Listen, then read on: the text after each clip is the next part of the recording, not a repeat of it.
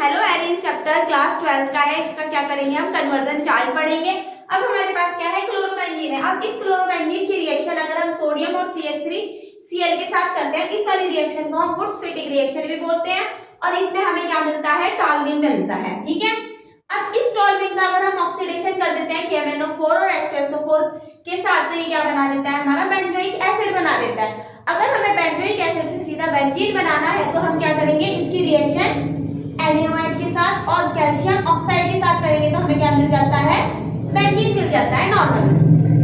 अब क्या है नेक्स्ट अगली रिएक्शन क्या है, ये जो हमारा फिनोल है, फिनोल की रिएक्शन अगर हम जिंक डस्ट के साथ कर देते हैं, फिनोल की रिएक्शन जिंक डस्ट के साथ कर देते हैं तब भी हमें क्या मिल जाता है, बेंजीन मिल जाता है। अब ये फिनोल कैसे बना, जब हमने क्लोरोबेंजीन की रिएक्शन NaOH के साथ 623 केल्विन टेम्परेचर और 300 ATM पर करी और सेकंड नंबर पे H+ आयन दिए, मतलब कि हाइड्रोलाइसिस किया, तो हमारा क्या बनता है क्लोरोबेंजीन से फिनोल बनता है। और जैसे ये फिनोल बना, फिनोल से हमने क्या बना दिया, जिंक डस्ट डाल के बेंजीन बना दिया। अब ये जो हमारा बेंजीन है, अगर हम इस बेंजीन की रिएक्शन कंसंट्रेशन HNO3 और कंसंट्रेटेड H2SO4 के साथ करते हैं, मतलब कि नाइट्रेशन कराते हैं, तो हमारे को क्या मिलता है, नाइट्रोबेंजीन मिलता है। अब ये जो नाइट्रोबेंजीन है, अगर हम इसका रिडक्शन कर देते हैं तो हमें क्या मिल जाता है, एनिलीन मिल जाता है। नाइट्रोबेंजीन का रिडक्शन करेंगे तो हमें एनिलीन मिल जाता है और एनिलीन से हमें बेंजीन डाइएजोनियम क्लोराइड बनाने के लिए क्या करते हैं, NaNO2 और HCl के साथ इसकी रिएक्शन करते हैं। 0 से 5 डिग्री टेम्परेचर पे ये रिएक्शन होती है तो हमें एनिलीन से क्या बन जाता है, बेंजीन डाइएजोनियम क्लोराइड बन जाता है। इंपॉर्टेंट रिएक्शन है। अब क्या है, अगर हमें क्या करना है, बेंजीन डाइएजोनियम क्लोराइड से क्लोरोबेंजीन को बनाना है तो हम क्या करेंगे, CuCl और H+ आयन के साथ इसकी रिएक्शन कर देंगे तो क्या बन जाएगा, हमारा क्लोरोबेंजीन बन जाएगा। अगर हमें बेंजीन से क्लोरोबेंजीन बनाना है तो FeCl3 के साथ और FeCl3 की प्रेजेंस में Cl2 के साथ रिएक्शन कर देंगे तो हमें क्या मिल जाएगा, क्लोरोबेंजीन मिल जाएगा। अब हम यहाँ तक आ गए। नेक्स्ट क्या है, अगर हम NH3 के साथ कॉपर ऑक्साइड की प्रेजेंस में 473 केल्विन टेम्परेचर पे और 600 ATM पर रिएक्शन करते हैं तब भी हमें क्या मिलता है, एनिलीन मिलता है। क्लोरोबेंजीन को एनहाइड्रस FeCl3 के साथ रिएक्शन करने पर इसकी प्रेजेंस में और Cl2 के साथ रिएक्शन करने पर हमें पैरा क्लोरोबेंजीन मिलता है। और अगर हम कंसंट्रेटेड HNO3 के साथ रिएक्शन कर देते हैं तो क्या मिलेगा, NO2 वाला ग्रुप मिलेगा। H2SO4 से क्या मिलेगा, क्लोरोबेंजीन क्या है, सल्फोनिक, कौन सी पोजीशन में, 1 2 3 4 ये मिलेगा। और ये वाली रिएक्शन क्या है हमारी, बहुत ज्यादा इंपॉर्टेंट है बोर्ड के लिए। जब हम सोडियम के साथ और एक और क्लोरोबेंजीन दे दिया तो हमारा क्या बनता है, डाइफिनाइल बनता है। और ये वाली रिएक्शन हमारे बोर्ड के लिए क्या है, बहुत ज्यादा इंपॉर्टेंट है। आज हमने क्या पढ़ा, हेलो एल्कीन का फ्लो चार्ट पढ़ा। क्लोरोबेंजीन को किस किस तरीके से बनाया जा सकता है, उससे क्या क्या बनता है। क्लोरोबेंजीन के NaCH3Cl से करें तो हमें टॉल्यूइन मिलता है, टॉल्यूइन का ऑक्सीडेशन कर देते हैं तो हमें क्या मिलता है, बेंजोइक एसिड मिलता है। और बेंजोइक एसिड से डायरेक्ट बेंजीन बनाने के लिए हम NaOH और COO के साथ रिएक्शन कर देते हैं। क्लोरोबेंजीन से फिनोल बनाने के लिए NaOH के साथ 300 ATM प्रेशर पर और 623 केल्विन टेम्परेचर पर रिएक्शन करते हैं, हाइड्रोलाइसिस भी करते हैं तो हमें फिनोल मिल जाता है। फिनोल से जिंक डस्ट करेंगे तो बेंजीन मिल जाएगा। और बेंजीन का अगर हम नाइट्रेशन करते हैं तो नाइट्रोबेंजीन मिल जाता है। और नाइट्रोबेंजीन का रिडक्शन करते हैं तो हमें एनिलीन मिल जाता है। और एनिलीन से हमें बेंजीन डाइएजोनियम क्लोराइड बनाने के लिए NaNO2 और HCl के साथ रिएक्शन करनी पड़ती है 0 से 5 डिग्री सेंटीग्रेड के बीच, तो हमें क्या मिल जाता है, बेंजीन डाइएजोनियम क्लोराइड। और इससे अगर हमें क्लोरोबेंजीन बनाना है तो क्या करेंगे, हम CuCl और H+ आयन के साथ कर देंगे तो हमारा क्लोरोबेंजीन मिल जाएगा। और सेम अगर बेंजीन डाइएजोनियम क्लोराइड से खाली बेंजीन बनाना है तो हम H3PO2 और H2O के साथ रिएक्शन करेंगे तब भी हमें बेंजीन मिल जाता है। और क्लोरोबेंजीन से NH3 की रिएक्शन COU मतलब कि कॉपर ऑक्साइड की प्रेजेंस में करेंगे तो एनिलीन मिल जाता है। एनहाइड्रस FeCl3 के साथ करेंगे तो प्रोडक्ट मिलेंगे। और ये सारी जो रिएक्शन होती है डार्क में होती है, अंधेरे में होती है।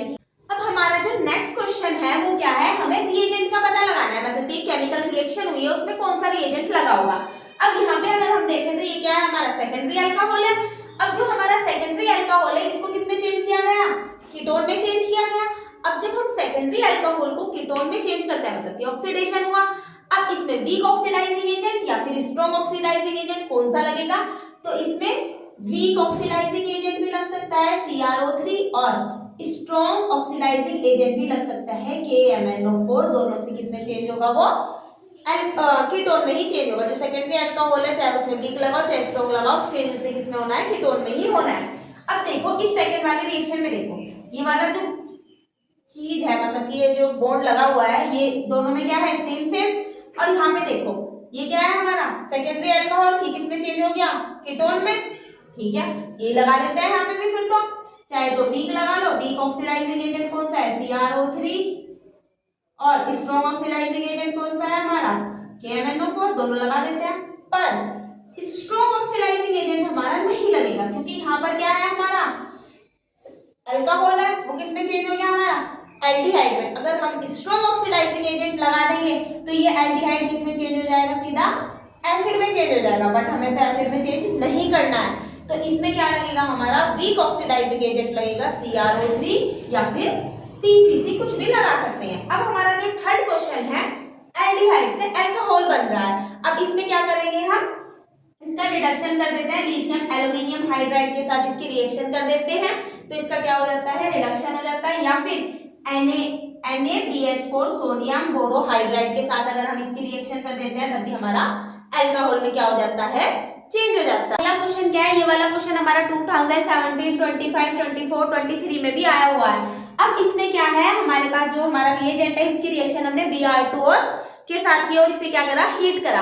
अब हीट करने के बाद ये क्या देगा, मोस्ट ऑफ रिएक्शन क्या करेंगे जो बच्चे करेंगे, यहाँ से इस क्लोरीन को क्या करेंगे, हटा देंगे, और क्लोरीन को हटाने के बाद वो क्या कर देंगे, ऐसे करके जो भी हमारी रिएक्शन है CH2 CH3 और यहाँ पे Br लगा देंगे। बट ये गलत है, ऐसा नहीं होता है क्योंकि यहाँ पे कार्बन और क्लोरीन है, इन दोनों के बीच में क्या होता है, पार्शियल डबल बॉन्ड होता है, और डबल बॉन्ड को तोड़ना इतना इजी नहीं होता है, वो थोड़ा स्ट्रॉन्ग हो जाता है इसलिए। तो मतलब कि यहाँ पे तो नहीं लगेगा, या तो Br इस पोजीशन पे लगेगा या इस पोजीशन पे लगेगा। अब किस पे लगेगा, अगर मैंने Br, या एक तो सेकेंडरी पोजीशन है और एक क्या है मेरी प्राइमरी पोजीशन है, CH CH2 Br, ये तो 2 ही है, ठीक है।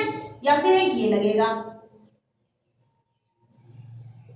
ये तो Cl है ही, इसके साथ तो छेड़छाड़ करनी नहीं है, Br और CH3। अब जो हमारा सेकेंडरी वाला होता है वो क्या होता है, ज्यादा स्टेबल होता है कंपेयर टू प्राइमरी के, तो हमारा जो मेन प्रोडक्ट बनेगा ये तो है ही नहीं, तो इसे तो हटा ही दो, ये भी नहीं है। मेन प्रोडक्ट क्या बनेगा हमारा, ये वाला बनेगा जब Br2 और हीट इसके साथ रिएक्शन करेंगे। अब नेक्स्ट क्वेश्चन हमारा क्या है, एल्कीन है और HBr के साथ रिएक्शन हो रही। अगर एल्कीन के HBr के साथ रिएक्शन हो रही है तो कुछ भी नहीं सोचना, वहां पे मार्कोनिकॉफ रूल लगा देना है। क्वेश्चन है, नेक्स्ट क्वेश्चन में क्या है, हमारे को HBr दिया हुआ है और ये क्या है हमारी एल्कीन है। अगर एल्कीन की रिएक्शन HBr के साथ करानी है तो वहां पे क्या लगता है, मार्कोनिकॉफ रूल लगता है। अब अगर हम मार्कोनिकॉफ रूल लगाएं, इसको तो छेड़ना नहीं है, तो Br इस पोजीशन पे आएगा या फिर इस पोजीशन पे आएगा। अगर हम देखें किस वाली पे हमारा करेक्ट होगा, मैंने 2 बेंजीन बनाया, बेंजीन जैसी रिंग बनाई जो उसमें दी हुई है, एक बार तो Br इस वाली पोजीशन पे लग गया, एक बार ये तो CH3 है इसके साथ तो कोई छेड़छाड़ नहीं करना, यहाँ पे Br लग गया। अब देखना है कि हमारा कौन से वाला स्टेबल होगा, ये वाला नहीं, ये वाला क्या होगा, ज्यादा स्टेबल होगा क्योंकि यहाँ पे क्या है, टर्शरी कार्बन है। और अगर मैं इसका नॉर्मली खोल के स्ट्रक्चर बनाऊं तो CH2 CH2 CH2 CH2 और यहाँ पे क्या है मेरा CH, ये मेरा CH3 यहाँ पे लगा दिया और ये और एक डबल बॉन्ड, सारी बॉन्डिंग पूरी। अब जो मेरा मार्कोनिकॉफ रूल होता है उसमें क्या होता है, जो Br होता है वो कहाँ पे जुड़ता है, जहाँ पे कम हाइड्रोजन होता है। यहाँ पे क्या है, कम हाइड्रोजन है तो Br यहाँ पे जुड़ जाएगा और H जाके यहाँ पे जुड़ जाएगा, तो यहाँ पे क्या हो जाएगा, CH2 हो जाएगा और ये यहाँ से जो डबल बॉन्ड था वो हट जाएगा। इस तरीके से ये था और हमने ये डबल बॉन्ड हटाया यहाँ से, और हटाने के बाद यहाँ पे HBr का H जोड़ दिया और यहाँ पे Br जोड़ दिया और यही क्या मेरा स्टेबल